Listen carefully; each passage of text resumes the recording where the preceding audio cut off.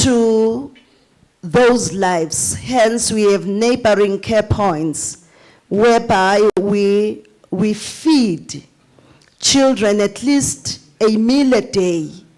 Children who don't have people to take care of. The other pain is to see a child-headed family and to see young men who lose parents at their tender age. And as they grow up, they grow with the violence and the anger because of what is inside them. They've been leading families and they've been deprived of being children. Hence, in our societies, now there is so much violence.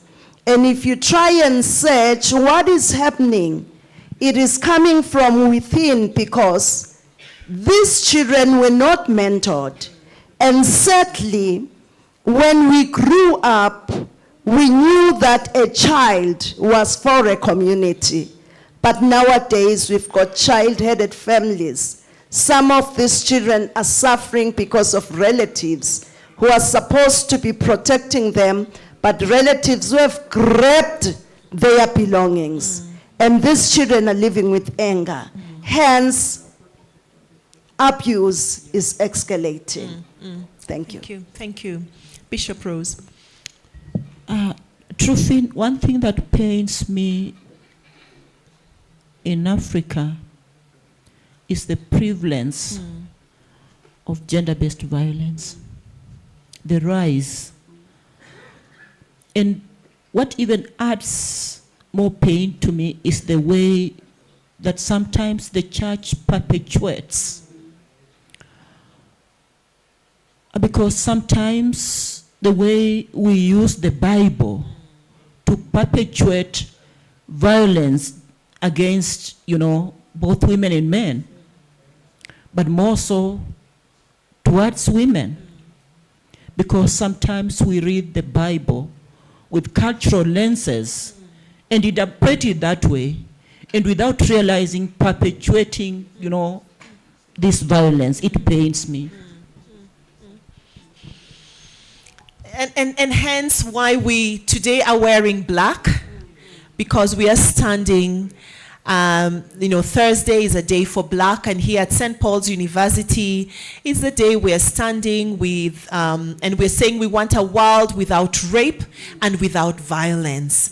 So the thing then that I ask myself, Christianity has been on the continent for so long, and many people, certainly here in Kenya, just as an example, would say they're Christians.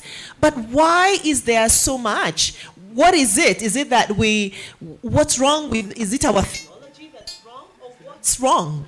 Because then I would imagine that our faith should have informed how we deal with this kind of evils in society: violence, gender-based violence, rape, hunger, poverty, corruption, and all the evils we are seeing. What is the problem with us? Bishop Onyango. I think irrelevant theology.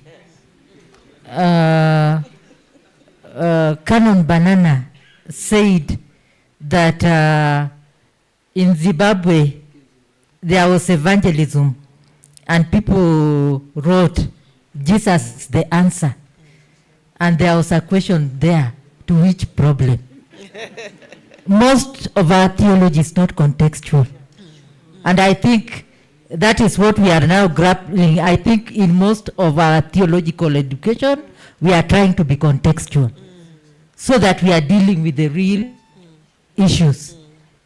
And I think the church must be relevant to the issues of the society.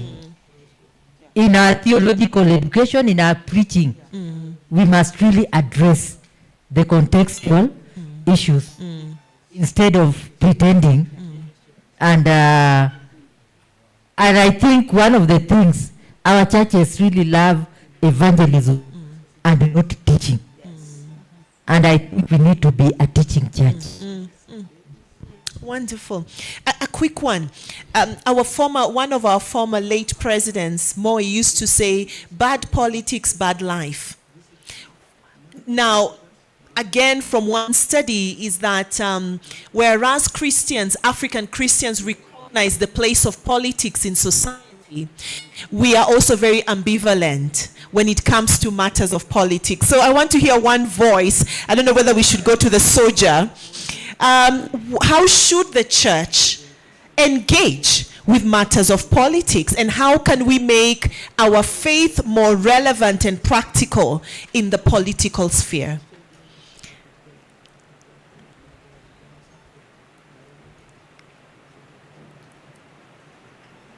A quick one, Bishop Philomena. Muito obrigada, querida. A igreja hoje... A igreja hoje... The church Vou today, falar da realidade de Angola. I'll speak of the reality in Angola. Conseguiu agranjear We as a church, sermos parceiros do governo. we are partnerships with the church, with the government. E como parceiros do governo, And as partners with the government, estamos ali para aconselhar we are there to counsel, to guide os nossos governantes, our governors, em que governando those who are governing, promovam a paz and those who promotes the country e o bem-estar social. and the social well-being. Por isso é que o governo de Angola It's for this reason that the Angolan government está engajada em ajudar is engaged in helping muitos projetos da igreja. many church projects. Está engajado neste momento sobre a violência doméstica, It's engaged at this time on domestic violence, dando palestras, apoiando as igrejas nas palestras e eles também assistindo às palestras das igrejas. giving through speeches, supporting the church in its conversations, and as well giving conversations regarding this gender-based violence. Não haverá mudanças There won't be any changes se nós, o ser humano, não entendermos if us as human beings we don't understand em que tudo que nós temos e fazemos, in that all that we need to do, que o Senhor permite, if the Lord allows, é para glorificar a Deus. is to glorify Him. Então precisamos ter governantes And so we need to be governors convertidos, who are converted, porque esta é a nossa missão. because this is our mission. Quando temos líderes convertidos, When we have converted leaders, o povo é abençoado. the people get blessed. Pedir que os nossos líderes, os nossos governantes africanos I would like to request that our African leaders têm feito muito, mas ainda podem fazer mais, have done much, but they still need to do much, para que este povo so africano that these African people e este continente, and this continent, que é o berço da humanidade, which is the cradle of mankind, que sejamos vistos so that we are seen e respeitados and respected como o berço da humanidade. as the cradle of mankind. Muito obrigado. Thank you. Thank you. You know, one last question around this is, how do you protect your prophetic mandate in the midst of political noise? And, you know, in Kenya, for example, we know of the brown envelope. And I suppose it's all over in Africa, it can be called facilitation fee, or, we have very nice terminologies for it. But how do you, as a clergy, as a bishop, and maybe speak to us as African Christians, how can we protect and maintain our prophetic voice even in the political sphere. Maybe touch a little bit on that.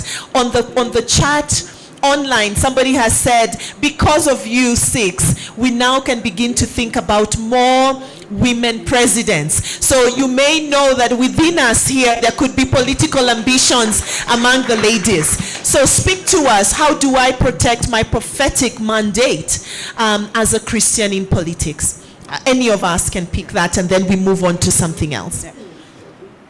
One of the things that we have done as clergy and as bishops at our consecrations, we have taken a vow that we will preach the word of God in season and out of season.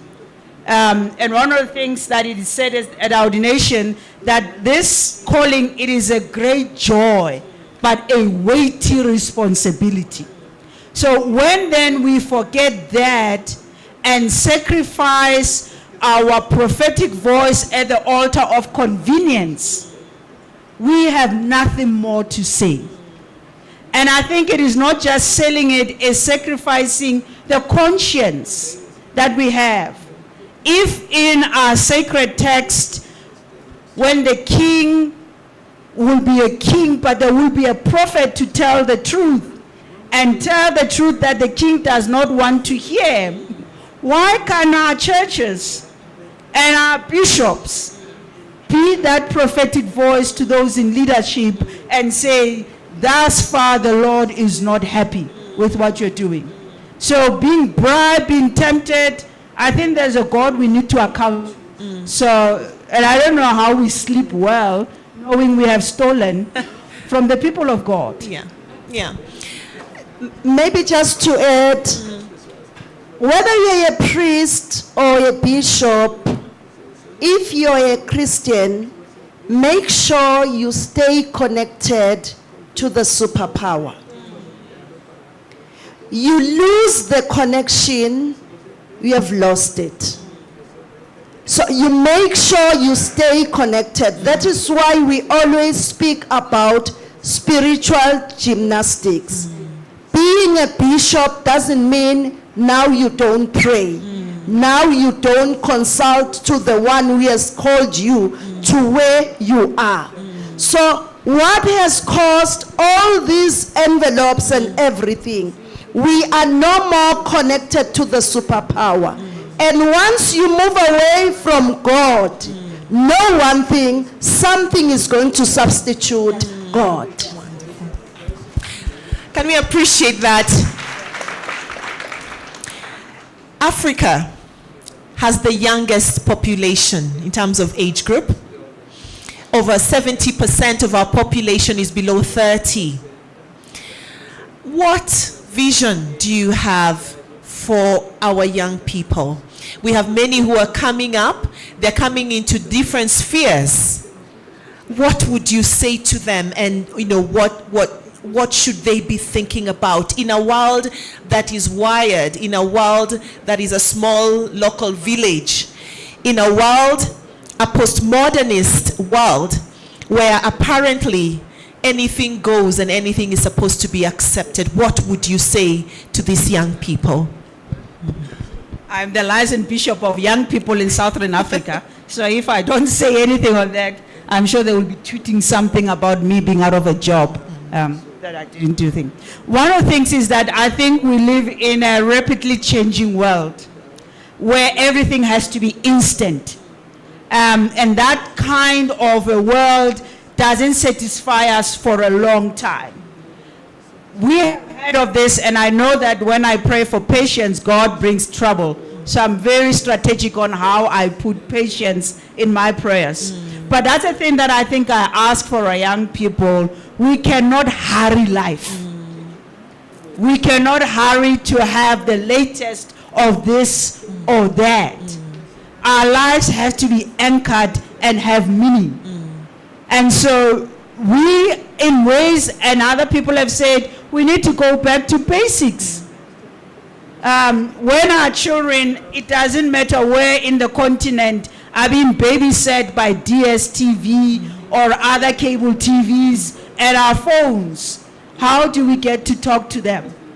If we are struggling and hustling as parents and leave them by themselves, they will take decisions in lives that we will be really not happy with. But the church has to come in, and as we're trying to do in the Diocese of Lesotho, the church should stop asking the government to create employment, to build hospitals, to build the schools. We have to do that as the church. We have to create employment. Our churches cannot be white elephants that operate once a week for several hours and are closed when there's so much work and spaces that needs to be acquired. So the church should move from a place of putting blame, but being a creator of things. Fantastic. I think that one deserves a round of applause. Bishop Rose, and then we want to receive questions from the floor. Just in a statement, Bishop Truffin is our Bishop, oh, sorry, not yet, but prophetic voice. I receive. Prophetic voice. Yes, Reverend Truffin. Thank you. Our churches, and in our context here and back in my individual context in Butere, many young people are running away from the church because most of them are looking for quick solutions. I will urge our young people to develop discernment and patience, and again to challenge ourselves to be sensitive to their needs. Fantastic. I want to open this up now to the floor. We have a mic, and we will ask you to keep your question brief. Please don't repeat a question. And also, don't repeat what has already been said. Just go straight to the question. We want to take a couple of questions for the bishops to respond to.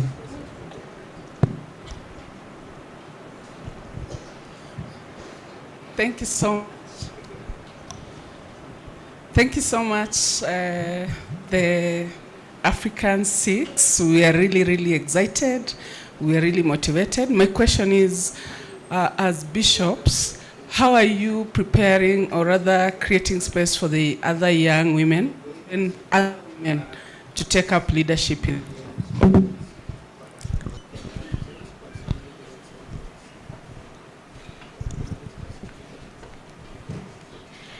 Thank you so much.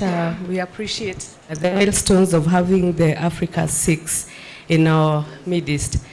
So my question is, what is your take of having single women as bishops and their autonomy in leadership, especially in church? There are cultural or religious stereotypes that form perceptions, for example, marriage or biblical headship. If yes, how do they affect women in taking up leadership, both in church and in public life? And also there's one that I think is directed to Bishop Vicentia. How have you navigated the systems as a young bishop in a society that would maybe project expectations to you? Thank you. Thank you.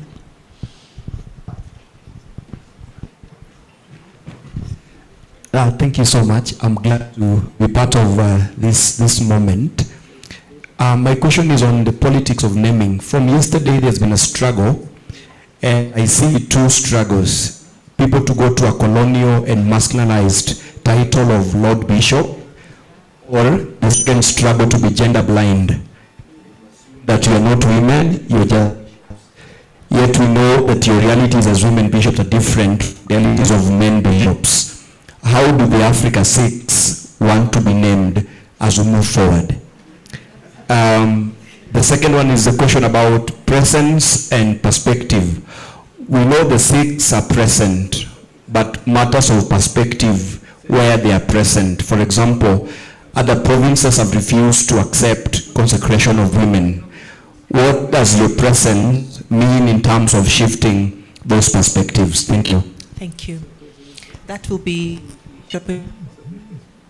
So the first set of questions, Bishop Vicentia, and then the second one,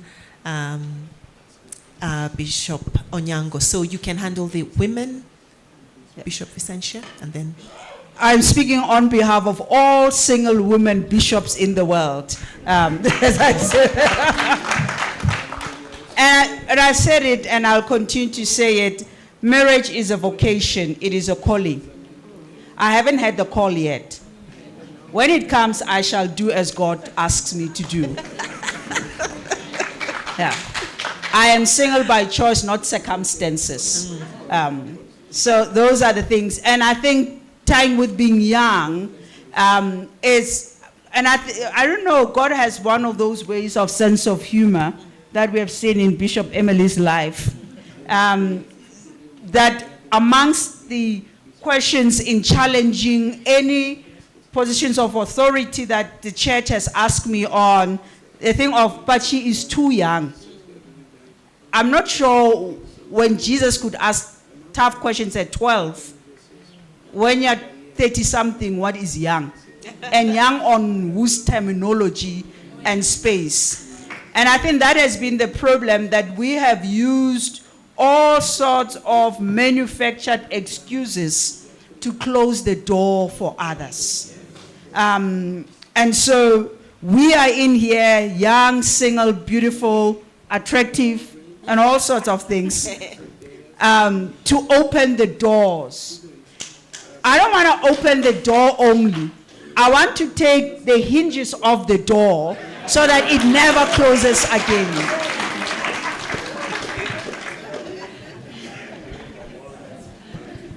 Yeah, maybe I can first of all talk on making space for other women.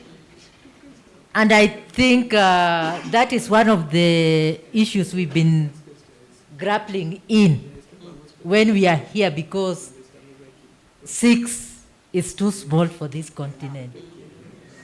And therefore, that is our desire and what we are praying for. I think somebody told us that we shouldn't be like the eucalyptus tree. You know, a eucalyptus tree, nothing grows, under them. And I think that is one of our main purposes here, so that we multiply, so that there are more. And I think we believed that if each one of us stays in their small area, we might not have as much impact. We need visibility, and that can only happen through teamwork and through mentoring other younger people. And so one of our major agenda is mentoring. I think we have been discussing the issue of language, and I think it's so interesting the way we are addressed. And I know in Kenya, one of the things some people attempt to address us, Mama Askofu. And in this case, you are bringing rivalry with the wives of the bishops. And that is not an agenda which we want to focus on. So you might focus on the wrong things. I think we were saying our liturgy. My experience when I'm going for confirmation, the liturgy, when people are bringing people to be confirmed, it is said, Father in God, we bring to you. And I think the archdeacons really struggle. Do we call her Father in God? Do we call her Mother in God? So there is a lot of confusion. I think one of the things that we have said here, we are bishops, just like the others. When you are calling a man bishop, do you call the male bishops? They are bishops. And I think in the ACK House of Bishops, we agreed we are bishops. So struggling to name, and I think what goes into your mind when you are saying a woman bishop, and when another bishop comes, they are just bishops. we want to be bishops. We are bishops. You are bishops. So we don't want any adjectives added. And finally, the perspective shifting, different perspectives. I think we are all different, but in the same communion. And that is why, and even we are different personalities. Not all of us think of things in the same direction. And for us, that is why we need a fellowship. And that is why we need visibility and opportunity to talk to each other and influence. For example, we said for the continent to have more bishops, we need to influence. And you cannot influence if you are just sitting in your corner. So our intention is to make ourselves visible and present so that the perspectives can change.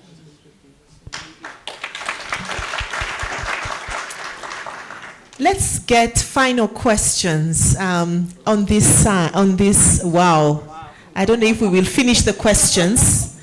Maybe some of these questions should go into this book. Yes. So this is what we will do. I will request that we take the questions, but we will not respond to all. But I also request that you can write, you can post it on our social media pages. We are going to harvest all the questions so that this conversation can go on. And I've been speaking to our six, and I've been saying, can we do this again? Because you can hear, we really want to hear from you as our bishops. So let's take a couple of questions, and then we'll see how to wrap them up. Thank you. I'm excited to be in this historical moment. My question is, you've all been having a journey full of challenges to be where you are today. How do you deal with those who are not supporting you? Because there were court injunctions, the bishop had also challenges, consecration was there, and later, how do you deal with that? Thank you. Let's get another question, a good one. That's a good chapter.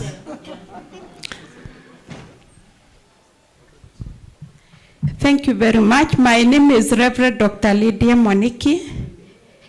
I am representing the All Africa Conference of Churches. We are here delighted that we have the six from Africa, and we have been enhancing women's participation in church leadership, so this is a plus for us.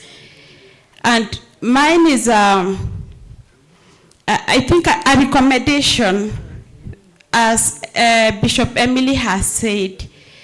I think we need to see more of you. I don't know how you are relating with the, let me call them male bishops, because we need more of you in our dioceses and even in our parishes to influence. Because for a long time it has been a struggle even to recognize that women are human, let alone leaders. So we need to demystify that. Thank you very much. Thank you.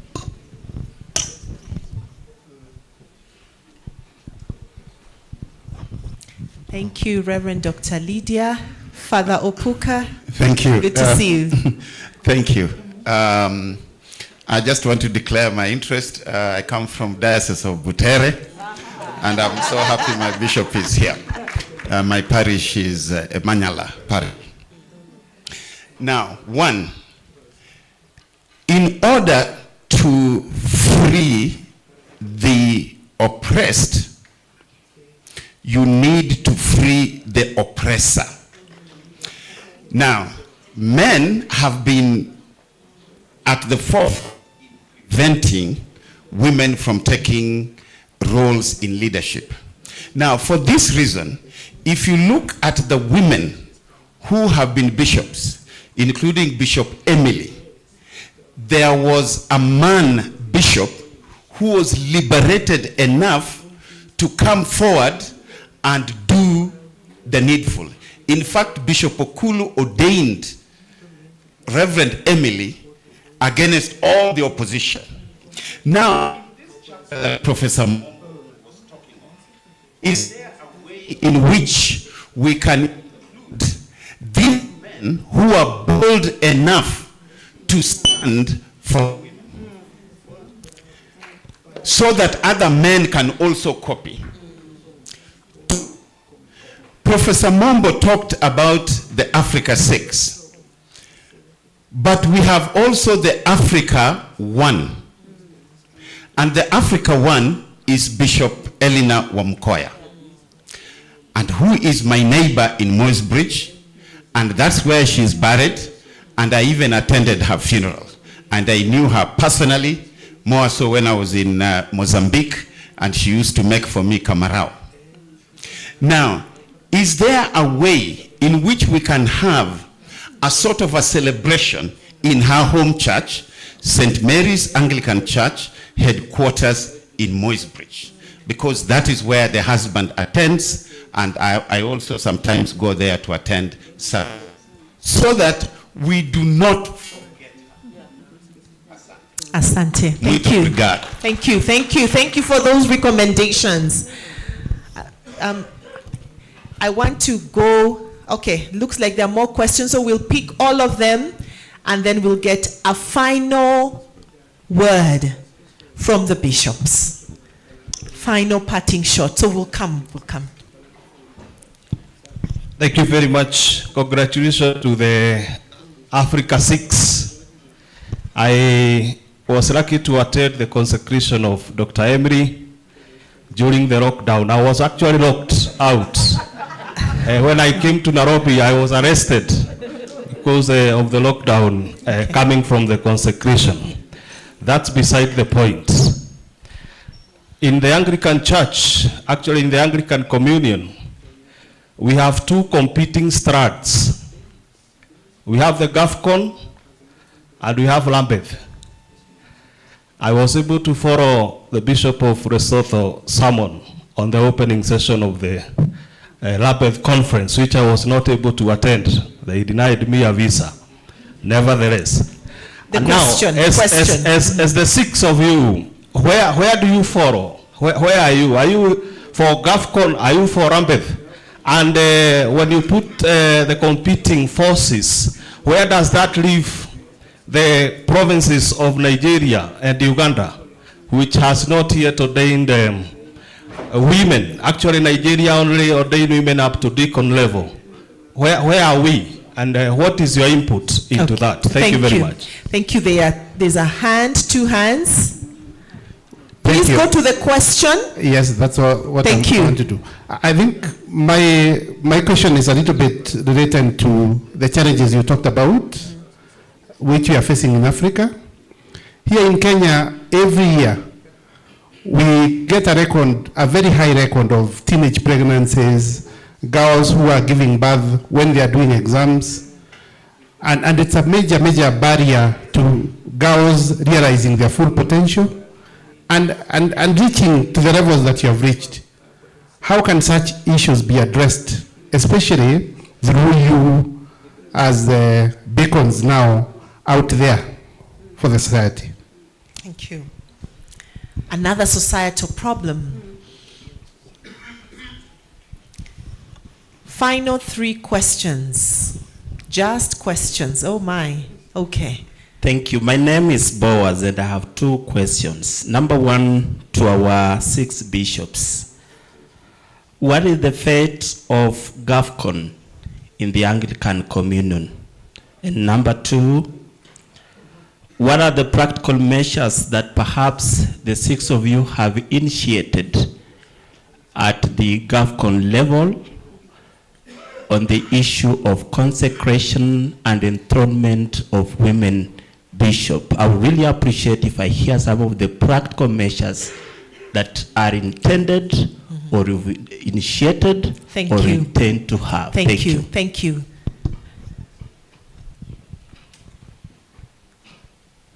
Please bear with us. We are going over time. I hope I have your permission. We are almost drawing to a close. Thank you. And there is tea. I hope that's a good reason to keep going. No, we really want to honor your time. Thank you. I am Reverend Jane Kariuki. I'm a Presbyterian clergy and alumni of St. Paul's University. What would be your advice to the young women who are aspiring for top echelon leadership in the church? The second one, what would be to the church as the church is struggling with drugs among the youth and LGBTQ?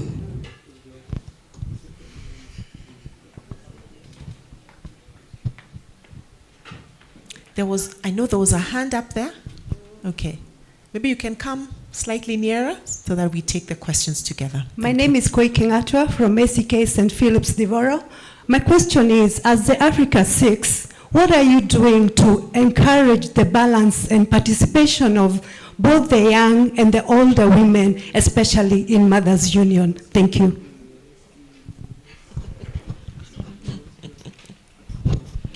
Thank you very much. My name is Kola. And one is a kind request or a comment that I think we are seeing, which is here. And this is the very first historical moment.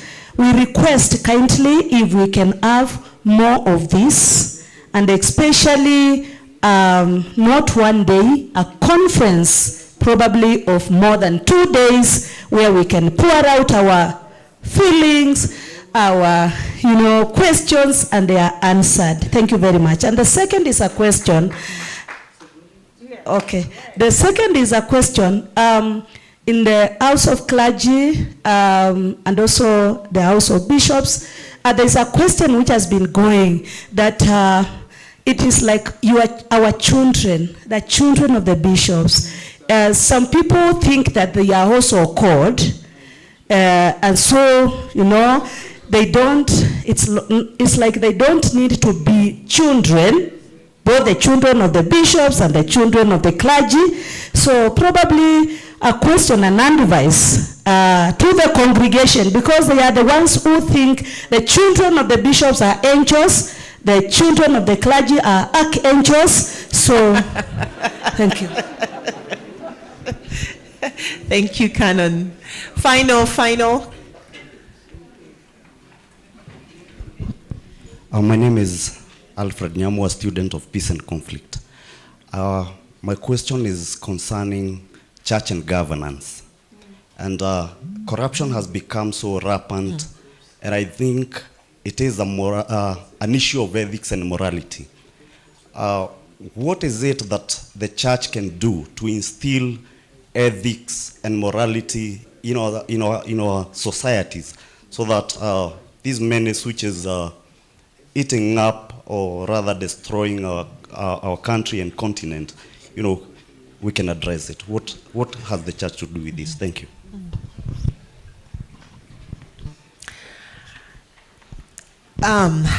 Wow. We really must close. Okay. We really must close. So we will hear the questions, but we will not respond. So keep it. Can I take the last three? Is that okay? No? Yes? Okay.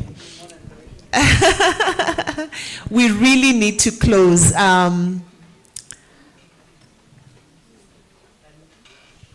I know we will not respond, the bishops will not respond to all. What's your question? Okay, so my question is more of a personal question. Oh, first of all, thank you. My question is more of a personal question.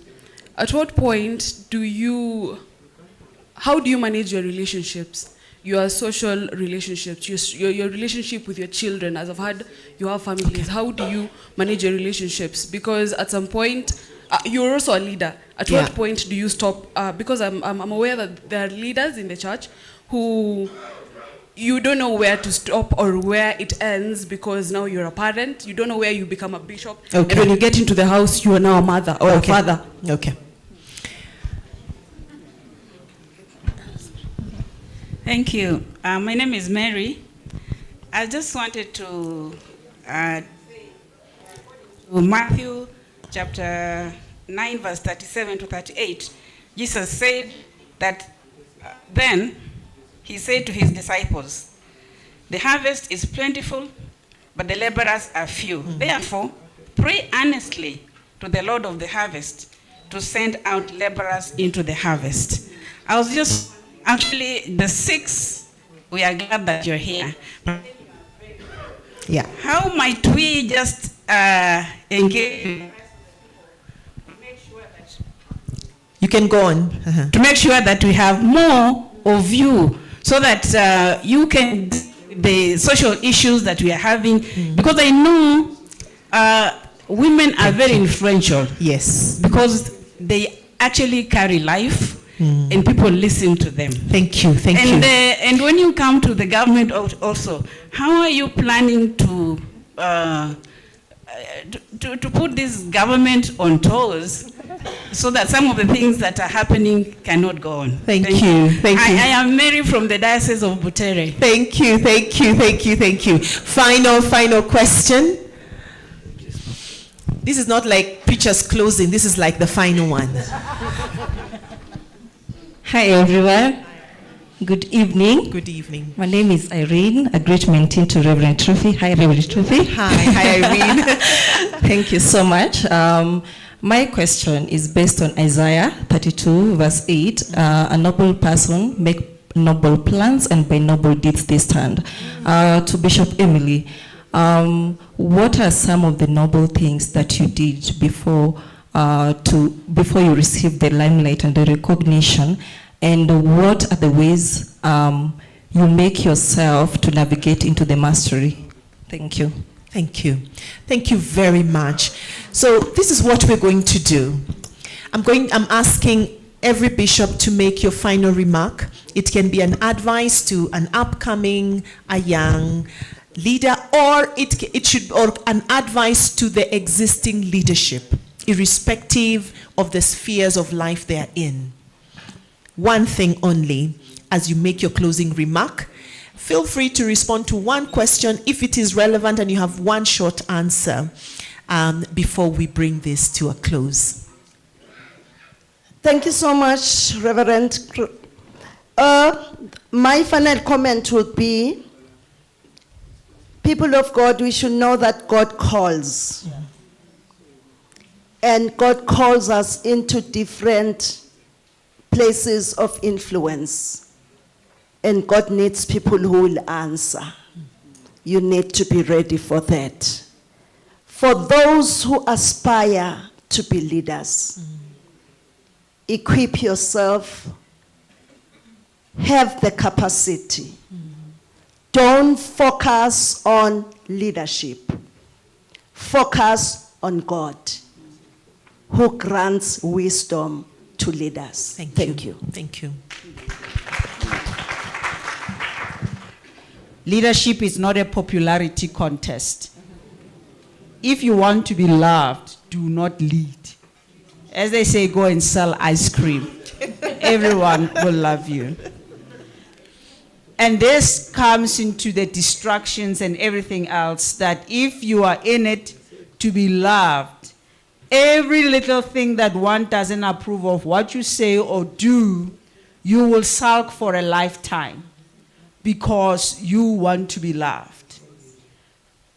What we are presenting, it is not the total sum of our ministry. This is the most glamorous and beautiful part that you see here. The behind the scenes that we do and pray for people and, I don't know, face lions that have masks that looks like friends. If you do feel called, be ready for what will come your way. So for me, it's wonderful that we want to be bishops and leaders, but we don't want criticism. That doesn't work in the Church of God. I think as women who are called to the ministry, we need Josephs and allies. And I think I'm very happy, for example, we have Bishop Masamba, who is a great ally. And we are praying that in the way we act, we will get more allies. Because unless they buy into it, it might not happen. I think there were so many questions about GAFCON and Lambeth. Sometimes we carry the burden of others instead of looking at our own issues. And I think one of the issues as women bishops in Africa, in our meeting here, we are determined to look at our own problems. We don't want to answer the questions of others. With us, we are looking at our own issues.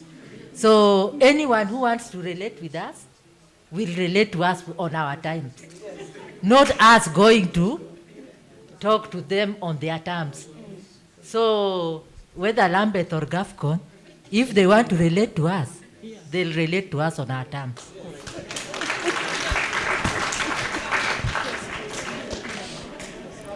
As we know, leadership, there are a lot of challenges. But being a leader, you need to commit yourself. And if you are a Christian leader, devote yourself to Jesus Christ. In that way, you can overcome. Thank you. Brethren, this ministry belongs to Christ. It is not our ministry.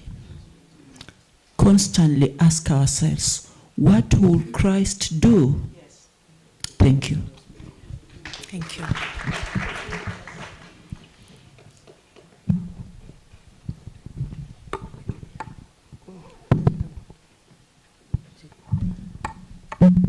Muito obrigada. Thank you.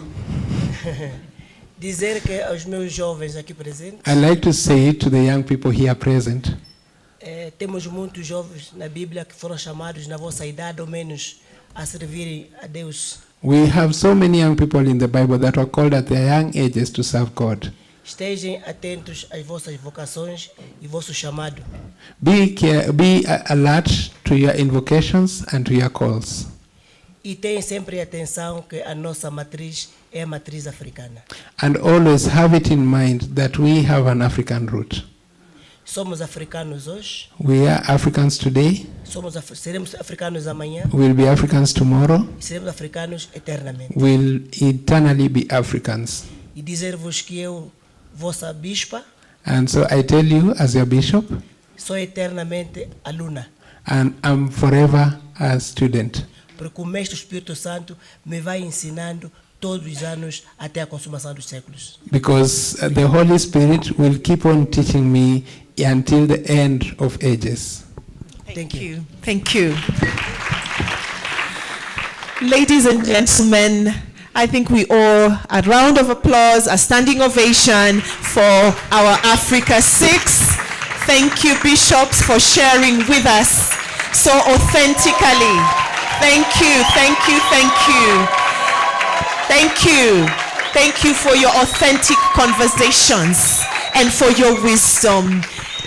We appreciate you very, very much. I think another round of applause, the gentlemen, as they go back to their seats. And as our MC for today, Reverend Kirenye takes over. Obrigado. Thank you very much. At least I got that one. Thank you very much. Let us give them another round of applause. As we say, take our seats as well. Thank you very much. Let us take our seats. What a session. What a session that has been. We thank you, bishops. Now that it has been cleared about language. I almost said my Lord bishops. Thank you, bishops, for taking time to answer those questions that and actually have the panel discussion. Very great things we have had. You cannot remain in the streets even if you are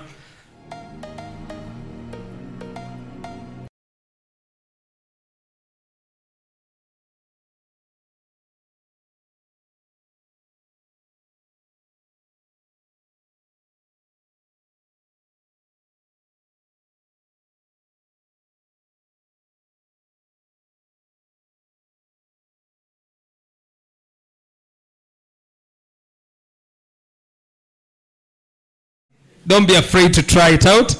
We are grateful. Thank you very much. And that was very wonderful, the presentations and the issues that have been raised. Indeed, you have dealt right with the topic of Christianity in the 21st century, and we are grateful for the time that you have taken. I want to invite Mr. Michael Mungai, who is the Deputy Corporate Affairs Manager, to come and coordinate a very short session on appreciating our bishops for being here. Let us appreciate him as he comes. Karibu sana. Thank you so much, Reverend Kirienye, and let me start with the already established protocol and greet you in the name of our Jesus Christ. Praise the Lord. Praise the Lord again. Amen.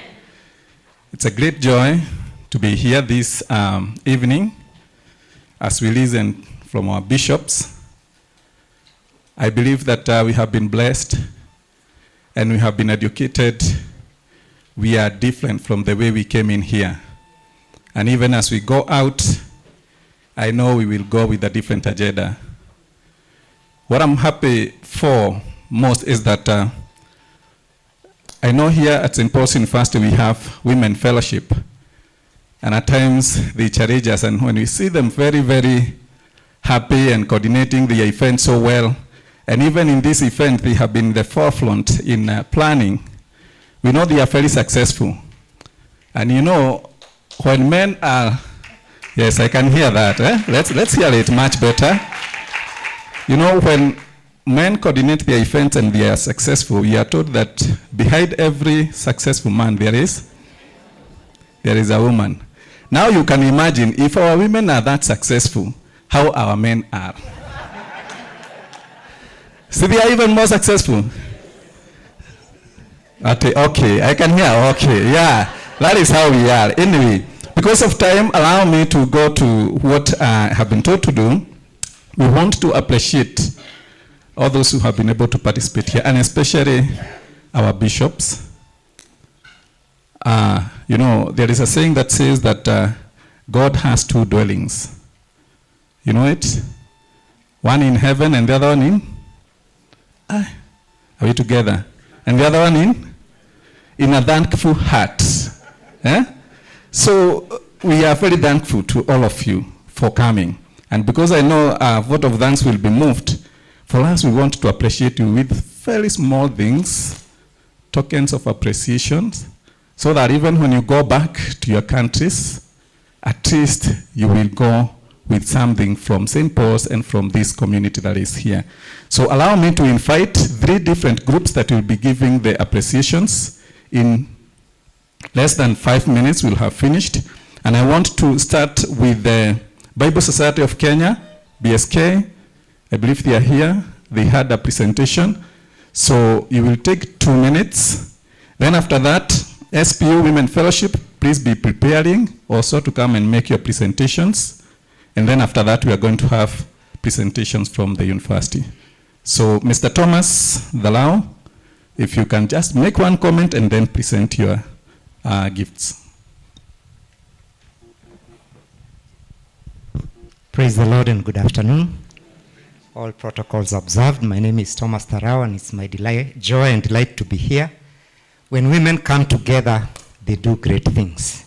The women of Africa came together, women from 25 different African countries, 225 of them, and they developed this wonderful Bible called the Africa Women Devotional Bible. And this Bible is for the millions of African women who have no titles, who serve in churches, who comfort the bereaved, who pray for the sick, and do many, many things in churches, who volunteer with no pay, they serve with no training and no pay, and we want to honor them and to equip them to serve this continent of Africa. And we want to present these Bibles to our bishops that they can encourage the women out there to use this Bible and to continue serving effectively. Thank you very much to all of you.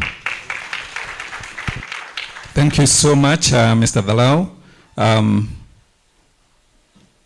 Would you want to present right now? Okay.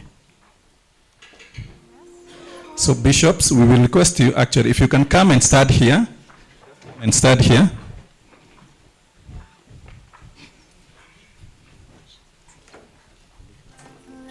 Yes, I have Tabitha Wairimo. If you can come and help Thomas. Allow me to make one comment. Reverend Truth is one of the contributors to this Bible. Wow. Let's appreciate Reverend Truth much better than that. Thank you so much. So Thomas, if you can present that, and I know the cameras will capture that. Listen, them say, them tell you say you can never be the one. But God say, make I tell you say now you him choose in 1 month, in 1 week, you will sing a new song in 2 days, lesser than.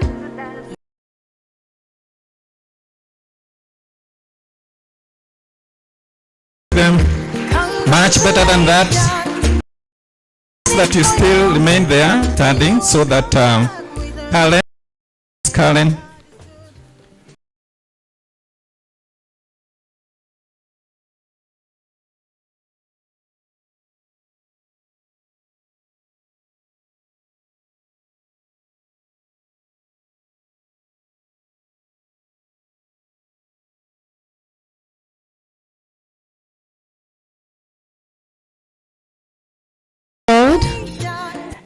On behalf of the Women Fellowship, we are here to appreciate the lady bishops. I don't know, this is Africa, and in Africa when you visit, you always go away with a gift, with a kiondo. We call it kiondo, a basket full of goodies. So I'm asking Bahati, please come and help, and Grace, you just give the gifts. Grace Kenyajui, they are executive and members. Bahati, Grace Kenyajui, come. We give these gifts. You go with. Just to appreciate you and to say that we're very grateful. Time does not allow. We wanted to do a dance and we wanted to dress you, but time does not allow. Yeah? Okay. Oh, fine. That's okay.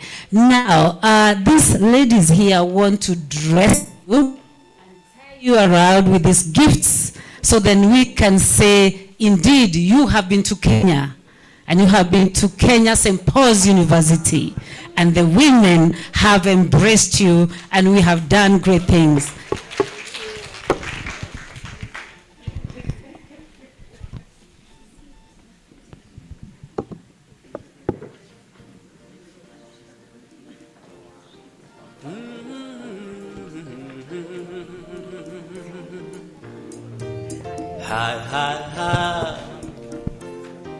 Tumeuona mkono wake Bwana. Let's clap, let's appreciate them. Tumeaona Mungu umetenda, ni kweli wewe umeweza. Ulitamka vitu vikawa, neno tulatosha.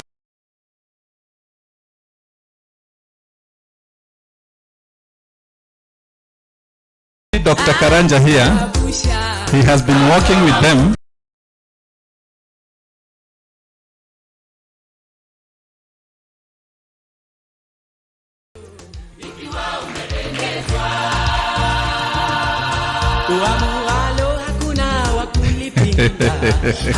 Let's appreciate Daktari. Thank you. You can join. You can join for a group photo there. Camera, if you have captured that.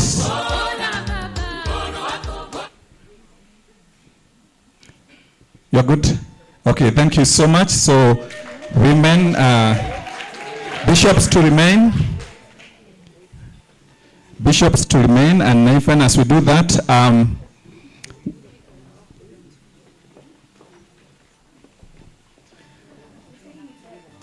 so let me request the Tina SG, the Secretary General for Students Leaders, to come with the 2 students who are to present the St. Paul's gifts.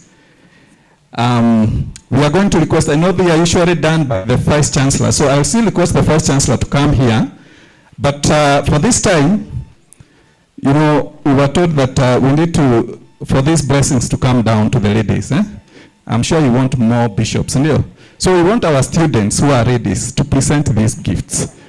And we request the VC to allow us to do that. So that if the blessings overflows, one day they will remember that they did that. So students, just come, get the gifts, and present to the bishops. You can get 2 each.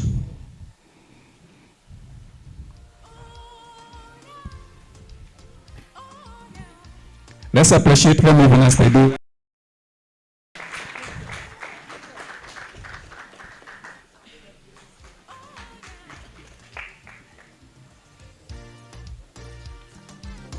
Msalaba